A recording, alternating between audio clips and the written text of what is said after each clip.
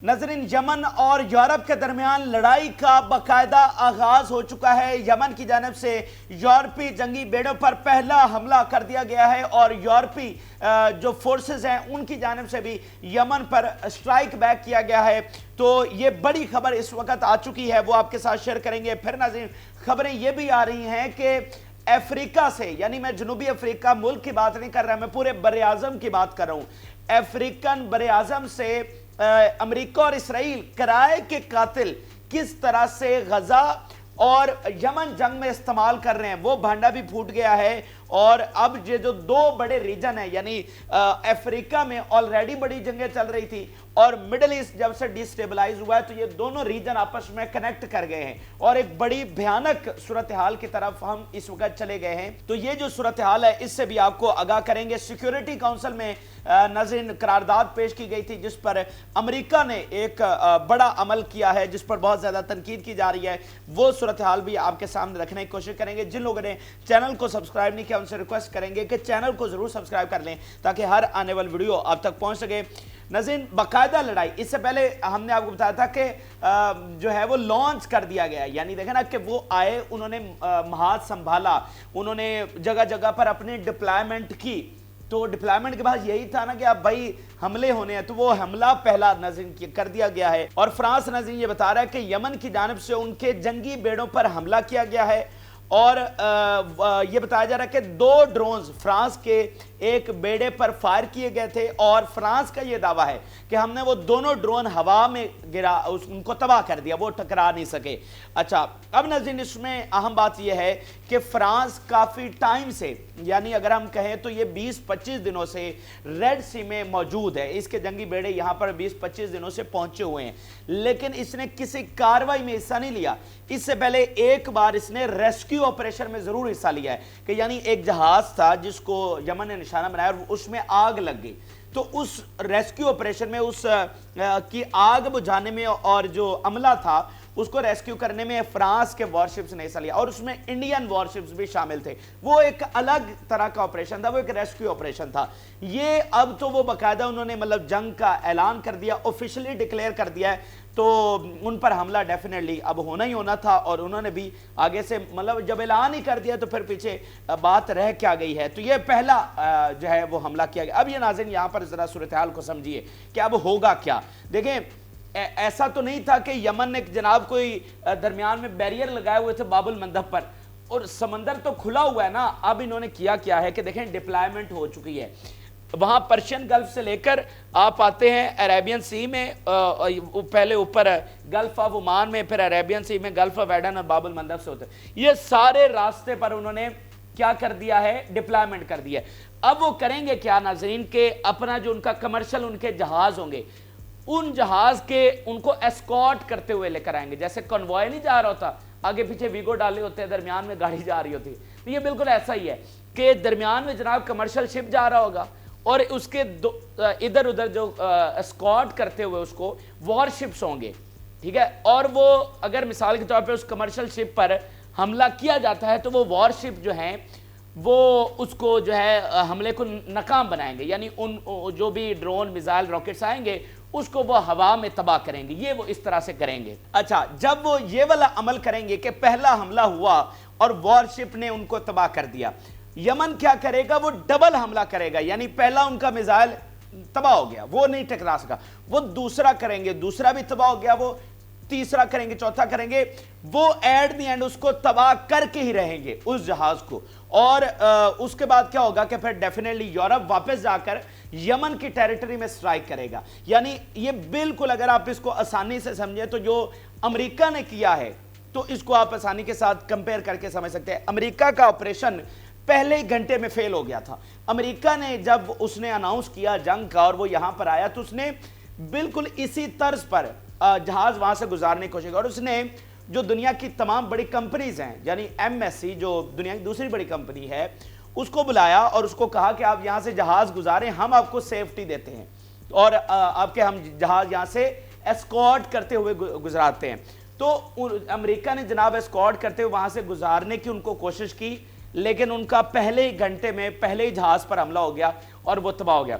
फिर उन्होंने दूसरा, तीसरा, कोई 8-10 जहाज जब MSC के तबाह हो गए, फिर MSC ने हाथ जोड़ लिया। उन्होंने कहा भाई हम में इतनी सकत नहीं है कि हम जनाब आपके नाम पर जाकर, देखें ना, अब बात समझिए, अमेरिका सुपर पावर है, दुनिया की इकलौती सुपर पावर, तो इन सारी बड़ी कंपनीज के बिलियनर्स कहाँ पर बैठे हुए हैं, कहाँ पर बैठे हुए हैं? अमेरिका में बैठे हुए हैं। तो इन्होंने ही जाकर अमेरिका को कहा कि आप हमें यहाँ से गुजारे हो, मतलब डायरेक्ट थ्रेट था अमेरिका को। अगर इस तरह, मतलब वो कहता है मैं राज करता हूँ दुनिया पर, तो उसका कोई रास्ता बंद कर दे उनकी कंपनीज का, तो बर्दाश्त तो नहीं हो सकता था। तो अमेरिका मतलब यहाँ पर आया और सबको यही एतबार था, तमाम कंपनीज को ये था कि भाई अमेरिका आ गया तो रास्ता खुल जाएगा, इसलिए उन्होंने अपने जहाज भेजना शुरू कर दिया। लेकिन उनको यमन की पावर का पता नहीं था। यमन की पावर डे ब डे खुलकर सामने आ रही है। आज से 4 महीने पहले यमन कुछ भी नहीं था, किसी को नहीं था कि यार यमन क्या है, तो उसकी पावर डे ब डे खुलकर सामने आ रही है। तो इसी तर्ज पर अमेरिका ने जहाज गुजारने की कोशिश की, अपने भी और इन कंपनीज के भी, लेकिन वो नहीं गुजार सका। फिर उसने यमन के अंदर जाकर स्ट्राइक करना शुरू कर दी उनके ठिकानों को। ये अगर आप इनकी खबर देखें तो ये यही कहते हैं, हमने फलान लॉन्चिंग साइट को निशाना बनाया, where the missile were prepare to launch, कि जहां पर मिसाइल तैयार थे लॉन्च होने के लिए, हमने पहले जाकर उसको स्ट्राइक की। यानी उनके मुताबिक कि भाई ये जब स्ट्राइक कर देंगे तो फिर हमारे पास कोई तरीका नहीं है कि हम इनके फायर किए हुए मिसाइलों को रोक सके, तो हम जनाब पहले से जाकर जो है इनको निशाना बना रहे हैं। गो के वो बोगस बात है, ये ना निशाना बना सके, ना ये यमन को नुकसान पहुंचा सके हैं। सिर्फ एक सूरत, जो ये सारी तमहीद बांधने का मकसद क्या है कि सिर्फ एक सूरत है जिसकी तरफ डेफिनेटली अमेरिका और यूरोप उसी सूरत ही की तरफ जा रहे हैं। करना इन्होंने वही है, लेकिन ये तरीका दूसरा अपनाया गया है। वो सूरत यह है कि जब तक आप यमन पर मुकम्मल कब्जा नहीं करेंगे, जब तक आप हौसियों को मुकम्मल ख़त्म नहीं कर देंगे, जब तक आप बेसिस यहाँ पर नहीं बना लेंगे, तब तक आपके जहाज यहाँ से नहीं गुजर सकते। यानी 2 ही सूरतें हैं, या तो हौसी खुद कहें कि हम जनाब अब नहीं निशाना बनाते, हम डर गए हैं, तो वो तो आपको पता है ऐसा नहीं हो सकता। तो एक वो सूरत है। दूसरी सूरत ये है कि आप यमन को मुकम्मल ख़त्म करें, उनकी तमाम हौसियों को ख़त्म कर दें, बेसिस बनाएं, उसके बाद ही आप यहाँ से जहाज़ गुजार सकते हैं, और उसके बगैर कोई रास्ता ही नहीं है। तो उसके लिए यमन को ख़त्म करने के लिए आपको कम से कम 50 साल चाहिए। तो सवाल ये है कि क्या 50 साल यूरोप अपनी ट्रेड बंद कर सकता है? उनके तो अभी से कितने क्राइसिस वहां पर पैदा होने शुरू हो गए हैं। यार मजाक, फिर वही बात आ गई, ये मजाक तो नहीं हो रहा। वो हजारों मील दूर से यहाँ रेड सी में पहुंचे हैं, जब उनकी फोर्सेस वहां से आ रही हैं और फैमिलीज मिल रही थी, अलविदा कर रही थी, कुछ रो रही थी उसमें, तो ये कोई मामूली चीज तो नहीं है। मतलब हमारे ही रीजन से हमारे ही कितने मुसलमान यूरोप में बैठे हुए हैं। तो देखे ना कि असल जो काम आपने करना था वो गजा की जंग रुकवानी थी, जो ये वर्ल्ड लीडर्स नहीं रुकवा सके, जो यूरोप फेल हुआ, जो अमेरिका फेल हुआ। तो इसमें अब जो मसाइल आएंगे या जो क्राइसिस आएगा वो दुनिया के हर किसी को भुगतना पड़ेगा, लेकिन उसका कसूरवार कौन है? एक जिद्दी शख्स नेतन्याहू, जिसको ग्रीन लाइट दी किसने आपको पता है। तो ये असल काम आपके करने वाला था। तो बात यह है कि भाई आप ये मिस कैलकुलेशन कर रहे हैं जो आप यमन पर आज चढ़ दौड़े। जब अमेरिका और उसके साथ बरतानिया दुनिया की 2 ही बड़ी पावर्स है ना, जब वो यमन को नहीं हरा सकी तो आप कैसे हराएंगे मुझे बताइए। ये मतलब आप देखें, आपने अफगानिस्तान की जंग लड़ी, पूरे नेटो ने सीरिया की जंग लड़ी, आप क्या तालिबान को खत्म कर सके? तो मतलब हौसी तो मौजूद रहेंगे, वो कब कहां से आके आपके गुजरते जहाज को निशाना बना दे, आपके जहाज सेफली कैसे गुजर सकेंगे? तो ये आज सारी दुनिया के थिंक टैंक्स ये कह रहे हैं, मिलिट्री एक्सपर्ट ये कह रहे हैं कि ये इनकी मिस कैलकुलेशन है, ये यहां से कामयाब नहीं हो सकेंगे, एंड गेम इनका नहीं है। ये तबाही जरूर मचाएंगे यमन में, उनके पास जदीद तरीन जेट्स हैं जिनको आप कुछ नहीं बिगाड़ सकते उनका, वो जाएंगे बम गिरा कर आ जाएंगे, आप उनका कुछ नहीं कर सकेंगे। लेकिन क्या आप ये जीत पाएंगे? क्या आप हौसियों को हरा सकेंगे जिनके पास इतना जदीद तरीन असलहा आ चुका है जिसका कोई तोड़ नहीं है? ऐसी जदीद तरीन टेक्नोलॉजी जो अभी उन्होंने अंडर वाटर ड्रोन्स मुतारफ करवाए जिसका कोई तोड़ नहीं है, और पता नहीं उनके पास कौन कौन से पीछे वेपन्स पड़े हुए हैं। तो वो तो आप पर हमले करते रहेंगे। तो आप जब जाकर उनको खत्म करोगे पता नहीं कितने सालों के बाद, तो आप इसको अफोर्ड नहीं कर सकते थे।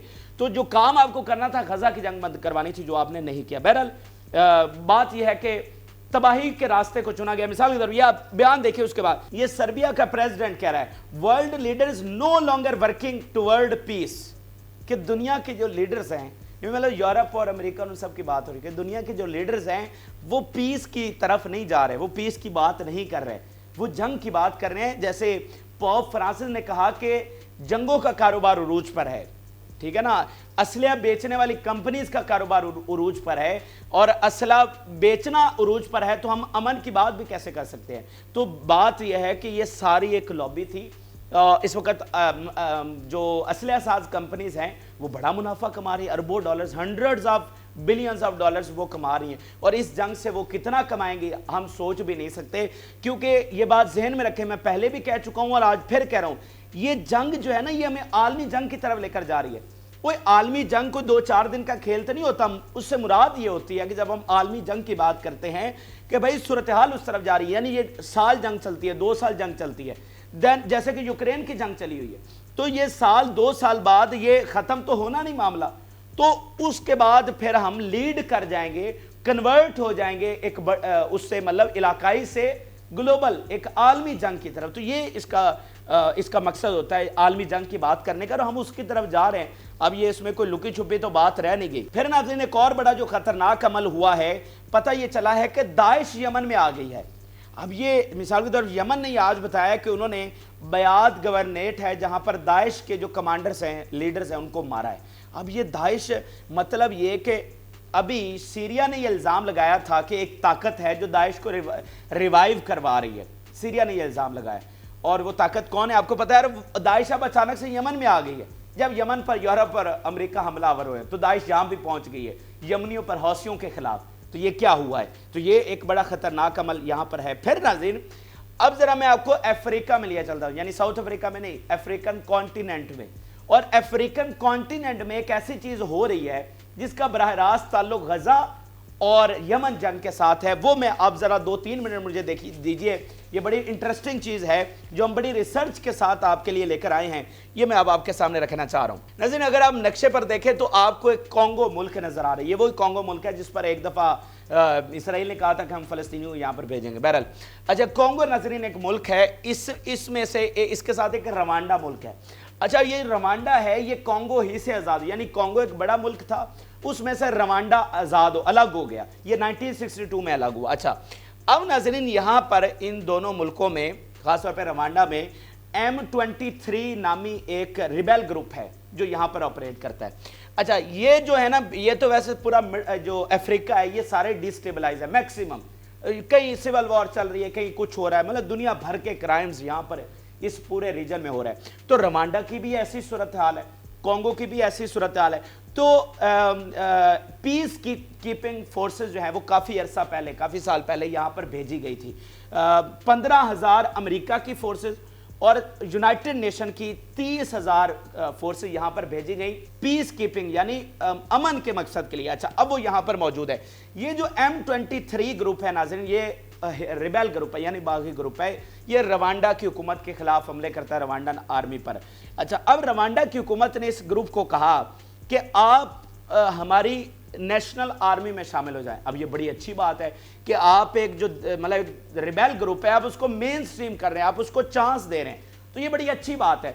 तो इस पर उन्होंने भी आमादगी जाहिर की कि भाई ठीक है, अच्छी बात है। लेकिन यहाँ पर एक बड़ी अजीब सूरत हाल ये देखने को मिली कि अमेरिका ने वार्न कर दिया रवांडा को कि आप ये काम ना करें, आप इस M23 को अपने आप में शामिल ना करें। अब ये बड़ी अजीब बात थी कि अमेरिका ऐसा क्यों कर रहा है, मतलब अगर अमन हो रहा है, अगर जो भाई हमलावर हैं अगर वही हथियार डाल रहे हैं तो ये तो बड़ी अच्छी बात है। अच्छा, तो रवांडा ने कहा कि ऐसा भी क्यों। उसके बाद क्या हुआ कि इस रिबेल ग्रुप ने ज्यादा हमले जो हैं वो रवांडा पर करने शुरू कर दिए, बॉर्डर पर सिक्योरिटी बढ़ गई कॉन्गो और रवांडा वाली, मतलब बहुत सूरत हाल खराब हो गई। अब नाज़रीन पता ये चला है कि ये इसको रशियन मीडिया ने, चाइनीज मीडिया ने, अफ्रीकन मीडिया ने मतलब इसको रिपोर्ट किया और बात ये सामने आई कि असल गेम वहां पर क्या चल रही थी और अमेरिका क्यों नहीं चाहता था कि वो कौमी धारे में यानी एक सरेंडर कर दें और मामलात हल हो जाएं। वो ये चाहता था, वो ये चाह रहा है और ये मतलब कर रहा है कि जो यहाँ से मर्सनरीज हैं, किराए के जो कातिल हैं, ये गजा जंग में इस्तेमाल किए जा रहे हैं। आपको एक पहले हमने खबर शेयर की थी कि मज़ामती तहरीक ने यह बताया है کہ ہزاروں مرسنریز کہتے ہیں کرائے کے قاتلوں کو سمپل الفاظ میں، تو ہزاروں مرسنریز کو اسرائیل لے کر جاتا ہے اور سمندر میں پھینک دیتا ہے۔ مطلب جو ادھر استعمال ہو رہے ہیں غزہ میں، جب وہ مارے جاتے ہیں تو وہ آن ریکارڈ تو ہوتے نہیں ہیں، تو ان کو وہ دفنا بھی نہیں سکتے، وہ چیزیں سامنے آ جائیں گی، تو وہ شپ میں ان کو ڈالتے اور سمندر میں جا کر پھینک دیتے ہیں۔ تو اب وہ پتہ یہ چلا ہے کہ یہ جو سارے میکسیمم مرسنریز ہیں یہ یہاں سے جا رہے تھے، اور امریکہ یہ سارا مطلب میڈیا وہاں پر یہ بات کر رہا ہے، اور پھر جو روانڈا کی حکومت ہے اس نے بڑا احتجاج کیا اور اس نے کہا امریکہ کو اب یہاں سے نکل جائیں کہ آپ پیس کیپنگ کے لیے یہاں پر آئے ہوئے اور آپ الٹا معاملات کو خراب کر رہے ہیں۔ تو پتہ یہ چلا کہ جناب امریکہ اور اسرائیل جو ہیں ان مرسنریز کو استعمال کر رہے ہیں غزہ میں، اور اب انہوں نے یمن جنگ میں ان کو استعمال کرنا شروع کر دیا ہے بہت سارے، یعنی وہ چاہ رہے تھے کہ بد امنی ہو، اگر یہ ریبیل گروپ یہاں سے ختم ہو گئے تو پھر وہ مطلب اویلیبل آپ کو نہیں ہوں گے نا، تو ریبیل گروپس کو ہی آپ نے مرسنریز استعمال کرنا ہے، نیشنل آرمی کو تو نہیں نہ کر سکتے۔ تو وہ مطلب یہ ہے کہ وہ بد امنی پھیلا کر جو ہے وہ یہاں سے ان کو استعمال کر رہے ہیں اب یمن اور غزہ جنگ میں۔ تو آپ اندازہ لگائیے کہ ان کی حالت کیا ہوئی پڑی ہے کہ یہ مطلب کس طرح کا کھیل وہاں پر جاری ہے۔ پھر ناظرین اس حوالے سے ایک اور چیز یہ سمجھیے کہ اسی کے ساتھ نائجر، مالی اور برکینو فاسو، اس حوالے سے میں کچھ آپ کو پہلے تفصیلات بتا بھی چکا ہوں۔ اب یہاں پر رشیا اور چائنا کا انفلوئنس بڑھ رہا ہے، تو اس پر بھی مروڑیں اٹھ رہی ہیں امریکہ کو کہ بھائی یہاں پر چائنا اور رشیا کیوں آ رہے ہیں، ان تینوں ملکوں میں بھی اب رشین ٹروپس آ چکے ہیں۔ اچھا پھر ناظرین اب میں آگے چل کر بتاتا ہوں مزید کہ میں یہ مزید چیزیں افریقہ کے حوالے سے کیوں بتا رہا ہوں۔ ہم واپس مڈل ایسٹ کی جنگ پر چلتے ہیں، لیکن سمجھیے ذرا۔ اب اس کے ساتھ ایک اور ادھر ملک ہے ایتھوپیا۔ اب ایتھوپیا ناظرین ایک ملک ہے، اس میں سے یہ ایک بڑا ملک تھا، اور ایتھوپیا میں سے ایریٹیریا الگ ہو گیا، یعنی ان میں مطلب یہ سارا افریقہ جو ہے نا وہ ڈی سٹیبلائز ہے۔ تو یہاں پر ایک علیحدگی پسند گروپ تھے، انہوں نے ایک علاقے پر قبضہ کر لیا اور وہ نیا ملک بن گیا، اور وہ ہے ایریٹیریا۔ اچھا اب جب یہ ایریٹیریا بنا ناظرین تو ایتھوپیا جو ہے وہ لینڈ لاک کنٹری ہو گیا، یعنی لینڈ لاک کنٹری ہوتا ہے جس کا سمندر سے کوئی نہ لگتا اس کو۔ تو یہ ایریٹیریا سے پہلے تو اس کا مطلب ایریٹیریا اسی کا حصہ تھا اور وہ سمندر تک اس کی رسائی تھی، لیکن جب ایریٹیریا الگ ہو گیا تو ایتھوپیا ایک لینڈ لاک کنٹری بن گیا۔ اچھا اسی کے ساتھ ناظرین ایک ہے صومالیہ۔ اب صومالیہ بھی اسی طرح سے الگ ہوا ہے، یہ صومالیہ ایک بڑا ملک تھا، صومالیہ میں سے علیحدگی ہوئی اور ایک ملک بن گیا صومالی لینڈ۔ اب ایتھوپیا نے یہ کیا کہ صومالی لینڈ کو کہا کہ آپ ہمیں راستہ دے سمندر تک، یعنی اپنی بندرگاہ میں استعمال کرنے دیں، اور صومالی لینڈ نے کہا کہ ٹھیک ہے۔ بعد میں پھر دو تین دنوں کے بعد جب معاہدہ انہوں نے کر لیا اور ہاں کر دی، اس کے بعد وہ معاہدہ ریورس کر دیا، اور پتہ یہ چلا کہ وہ امریکہ نے ریورس کروایا۔ اب دیکھیں نا کہ مطلب یہ بالکل یمن کے سامنے ہے، تو وہ امریکہ نے ریورس کروایا۔ امریکہ نے ریورس کیوں کروایا کہ ایتھوپیا میں اس وقت چائنا بیٹھا ہوا ہے، ایتھوپیا میں چائنا بہت زیادہ انویسٹمنٹ کر رہا ہے، ڈیولپمنٹ کر رہا ہے، وہاں پر ڈیمز بنا رہا ہے، اور پھر یہاں پر آگے جا کر وہ بیسز بنانا چاہ رہا ہے، ٹھیک ہے۔ تو امریکہ نے اس کو جو ہے وہ ریورس کروایا۔ اب یہ بتانے کا مقصد یہ ہے کہ دیکھیں یہ جنگ جو ہے نا یہ گریٹ لیول پر جنگ چل رہی ہے، اور جب سے یہ یمن والی اب یہ مڈل ایسٹ کی جنگ شروع ہوئی ہے تو یہ دیکھیں اس سے پہلے یہ ساری چیزیں ہو رہی تھی افریقہ میں، وہ ایفیکٹ نہیں کر رہی تھی ادھر کو۔ تو اب جب یہ ادھر مڈل ایسٹ میں جنگ چھڑ گئی ہے تو یہ دونوں خطے جو ہیں یہ آپس میں کنیکٹڈ ہو گئے ہیں۔ مطلب اب دیکھیں نا کہ یہ بڑی لیول پر تو امریکہ چائنا کی آپس میں جنگ ہے، رشیا کی، تو دیکھیں ایک ریجن کا جو انفلوئنس ہے نا، یعنی اب یہ جنگ ایک خاص خطے کی نہیں رہی، آپ کا اگر انفلوئنس کسی دوسرے خطے میں یا دوسرے ریجن میں بھی ہے تو آپ کو وہ بینیفٹ کر سکتا ہے اصل جگہ پر جہاں پر جنگ چل رہی ہے۔ یعنی افریقہ میں اس وقت انفلوئنس بڑھ رہا ہے رشیا اور چائنا کا، تو رشیا اور چائنا اس وقت پوری طرح سے غزہ اور فلسطین کو اور جو ہے یمن کو جتانا چاہتے ہیں، اور اس کے لیے وہ اپنا افریقہ والا جو ان کا انفلوئنس ہے وہ اس کو استعمال کر رہے ہیں ادھر۔ اچھا سیم ٹائم پہ چونکہ پہلے جو انفلوئنس تھا وہ تو امریکہ کا تھا افریقہ میں، تو وہ افریقہ والا انفلوئنس جو ہے وہ ادھر مڈل ایسٹ میں استعمال کرنا چاہتا ہے، یعنی وہ مرسنریز کے ذریعے یا دیگر بہت سارے ذرائع کے ذریعے۔ تو ادھر اب ایک عجیب سا پھڈا افریقہ میں چل گیا کہ چائنا رشیا وہاں کا جو اپنا زور اس کی پاور ہے افریقہ میں بن گئی ہے اس کو ادھر استعمال کرنا چاہ رہے ہیں، اور سیم افریقہ میں جو چیزیں ان کے کنٹرول میں تھی امریکہ کی وہ ادھر استعمال کرنا چاہ رہے ہیں۔ تو اب یہ جو دونوں خطے ہیں یہ آپس میں کنیکٹڈ ہو گئے، اور تیسری چیز یہ ہوئی ہے کہ اب یہاں سے بحری قزاق کو ان کی انٹری ہونا شروع ہو گئی ہے، ٹھیک ہے۔ بحری قزاق آپ کو آنے والے چند دنوں میں آپ کو پتہ چلے گا، ہم ہی آپ کے سامنے رکھیں گے کہ جناب بحری قزاقوں نے یہ جہاز لے گئے، ٹھیک ہے۔ تو یہ اب بات کرنے کا مقصد یہ ہے کہ یہ جنگ اتنی آگے چلی جائے گی کہ اندازہ بھی نہیں ہے کسی کو، یہ اتنی خرابی کی طرف اس وقت معاملات جا چکے ہیں کہ یعنی افریقہ اتنا ڈیسٹیبلائز تھا، لیکن وہ تھا اس کا ادھر کو ریڈ سی میں کوئی تعلق نہیں تھا، مڈل ایسٹ میں کوئی تعلق نہیں تھا۔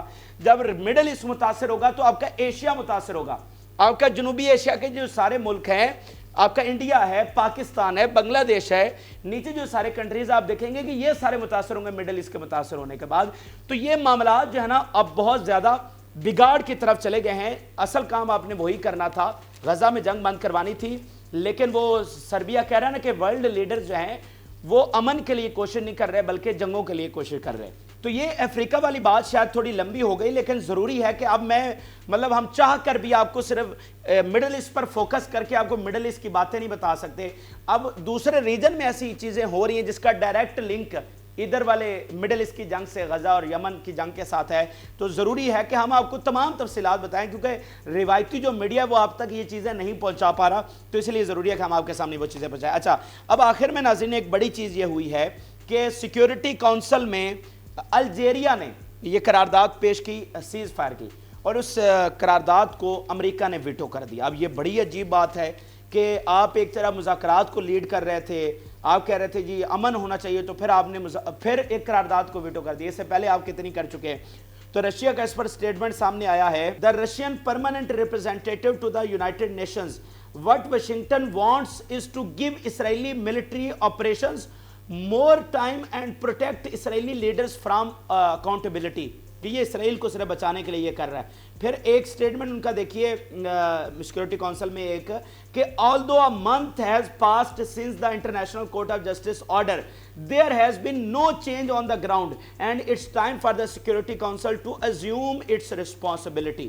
تو یہ ناظرین اس وقت صورتحال ہے، بتانے کا مقصد یہ ہے کہ نہ ہی امریکہ سیز فائر ہونے دے رہا ہے، نہ یہ سیز فائر ہوگا، اور اب جب سے یمن کی جنگ آپ نے چھیڑ دیا تو پھر آپ بہتری کی توقع بھی کیسے کر سکتے ہیں ناظرین؟ یہ آپ کو آنے والے دنوں میں اندازہ ہوگا کہ یہ کتنا بڑا عمل اس وقت یمن میں ہو چکا ہے۔